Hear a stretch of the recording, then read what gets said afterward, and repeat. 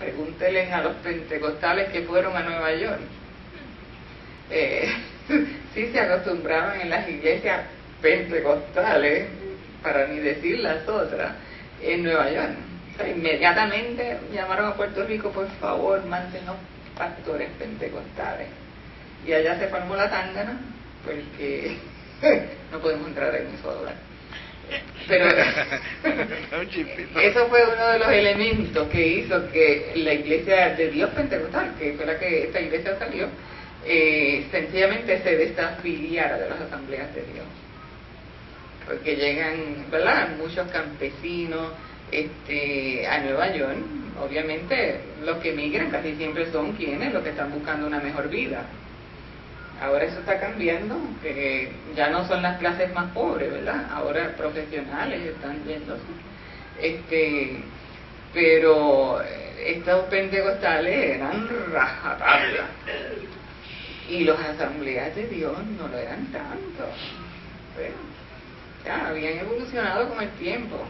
Los pentecostales en Puerto Rico, como decían en mi tiempo, se pasmaron el desarrollo. ¿Ustedes habían oído esa expresión? Se congelaron en el tiempo, no cambiaron. O sea, que las mujeres no se podían maquillar, no podían usar prendas, no podían usar pantalones. Y entonces, pues, ya eso no existía en Nueva York. Así que, entonces, pues, ¿verdad?, la influencia de Nueva York, los conflictos que hubo. Así que ese fue el elemento principal para que se desafiliaran los puertorriqueños. Así que los puertorriqueños se quedaron con su propio territorio, con sus propias leyes, con su propia forma de ser. Nadie le tenía que decir, ¿verdad?, o influenciar. Pues una cosa así pasa con los ortodoxos, ¿verdad? Donde quiera que fueron, pues llevaron su fe. Y entonces abrieron sus iglesias, sus catedrales, y están desparramados por todo el mundo. En Puerto Rico hay una congregación ortodoxa que creo que no tiene muchos años, ¿no?, pero sí que la hay. Ellos dan misa, pero la misa es cantada, toda la misa es cantada. ¿Tú los has oído? No, pero mi hija tiene en Pittsburgh, donde ella vive, hay un sacerdote que es ortodoxo, y entonces el esposo de ella fue a un servicio y todo es cantado. Pero ellos son muy, no sé si será para con otra gente, pero son muy dadivosos y siembran, y de lo que siembran le dan a cualquiera. O sea que Son más escriturales que nosotros. Ajá. Si tienen temas, o sea, ellos te dan lo que tú quieras. Así son. También puede ser que sean de cierta clase y que, ¿sabes?, tengan la facilidad. Siembran, y de lo que siembran les dan, no lo venden, lo regalan. El patriarca que estaba en Jerusalén, el patriarca lo bajaron a Monte, porque él le vendió la ciudad antigua de Roma, porque todos esos solares de Jerusalén eran de la iglesia ortodoxa. Es más, todos los lugares santos son de la iglesia ortodoxa, pero los cogen los franciscanos, que los tienen bien bonitos, los cuidan bien bonitos.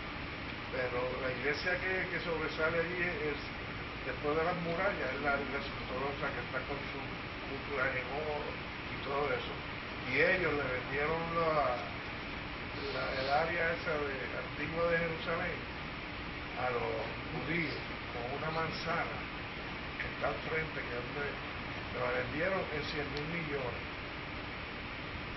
y los pagaron los Estados Unidos, pero el patriarca, que por eso lo votaron, los cogió y se los llevó y compró, se hundieron en terrenos, invirtió en terrenos y Grecia. Entonces lo sacaron. Entonces ahora el que está el patriarca allí es uno de descendencia árabe, y entonces los judíos no quieren ninguna comunicación con él porque es de descendencia árabe. Y los asentamientos que están haciendo los judíos son terrenos que se lo ha vendido la iglesia ortodoxa a los judíos. Y los judíos están persiguiendo a los cristianos aquí. Los cristianos no tienen seguridad en Jerusalén. Eso yo iba a mencionar. O sea, que no solamente hay malas relaciones entre judíos y árabes, sino entre judíos y cristianos. O sea, judíos y musulmanes y judíos y cristianos. Lo que yo he oído de misioneros y gente que vaya es que es mucho más fácil evangelizar los musulmanes, los árabes, los palestinos, que a los judíos. Aun cuando en Estados Unidos el movimiento pro-judío, yo me he quedado estupefacta de cómo en las iglesias, en las propias iglesias, se coopera económicamente con Israel, económicamente. Dice que el Estado 51 de la ayuda que recibe el Congreso. Bueno,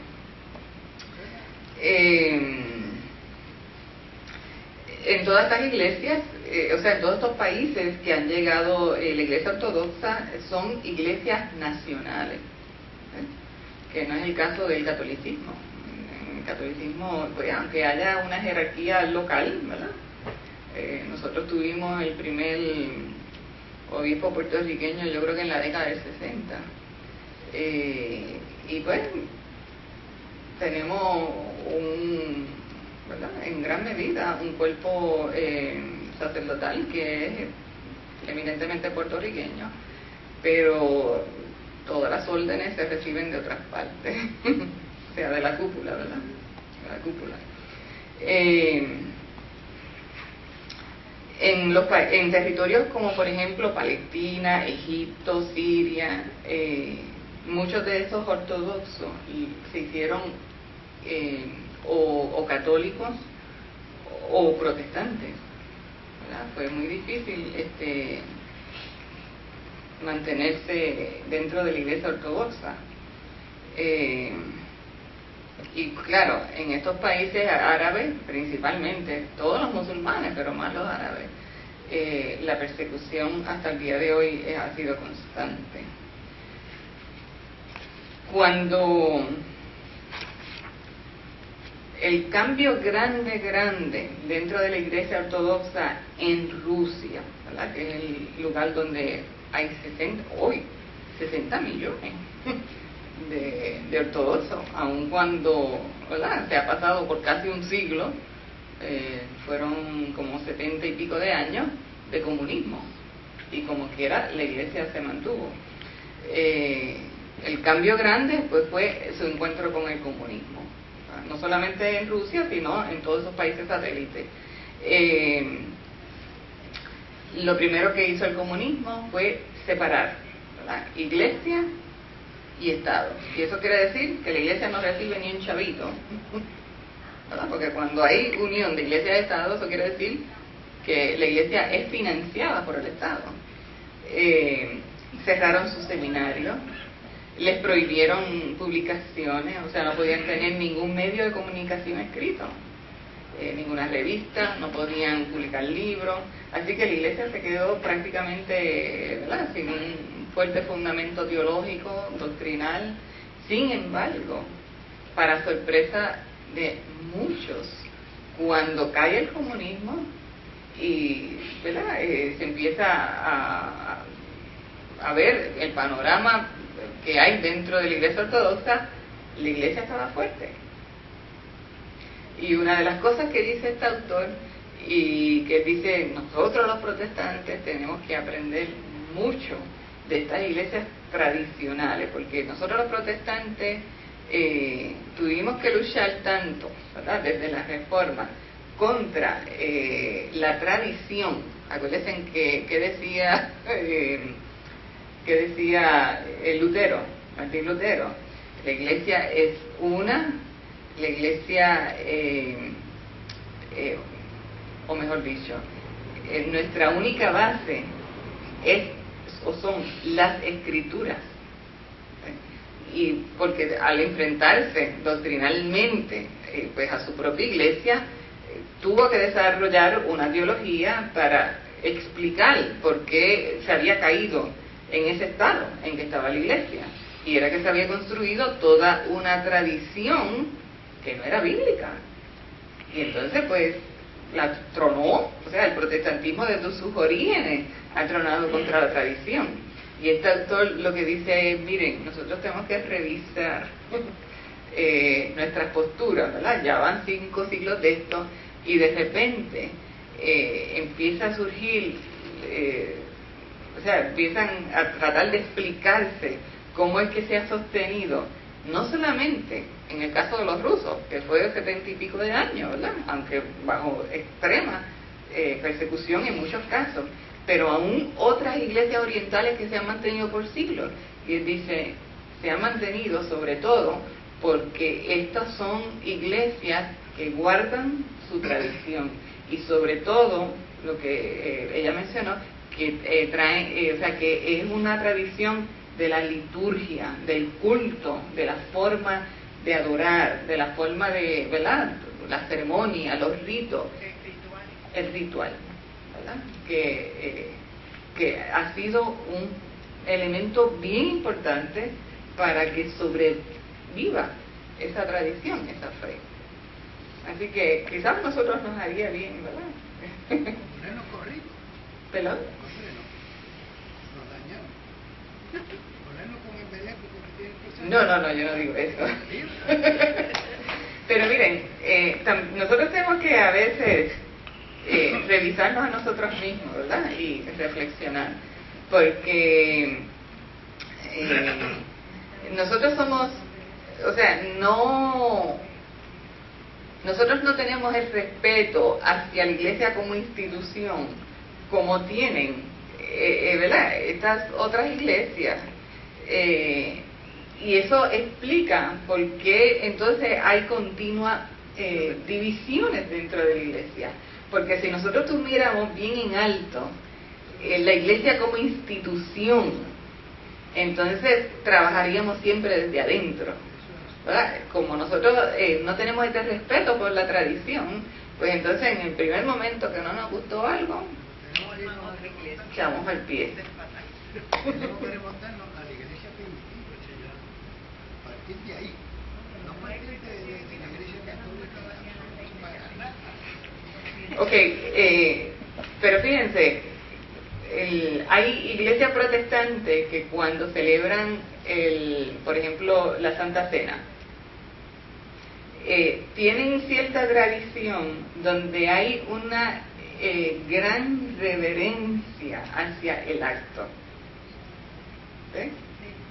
Y entonces pues y las cosas se hacen de cierta forma, así que eso mantiene una tradición que le da consistencia a esa iglesia, a esa congregación.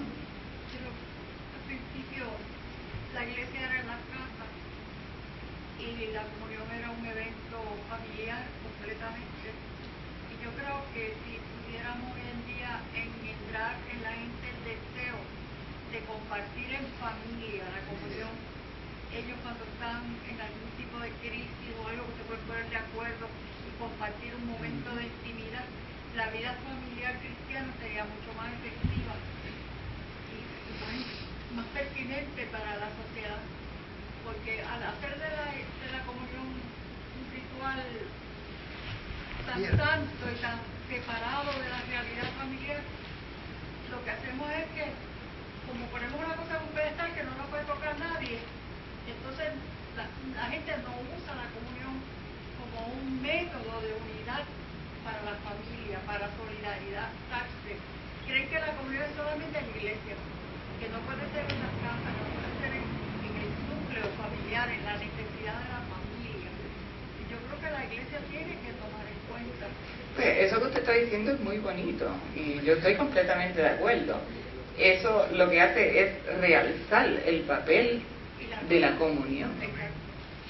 Y es lo que yo estoy diciendo ahora, o sea que quizás es un acto que nosotros no le damos la importancia que debe tener. Como que lo ponemos tan alto y entonces personalmente no lo podemos hacer. O no lo ponemos suficientemente alto.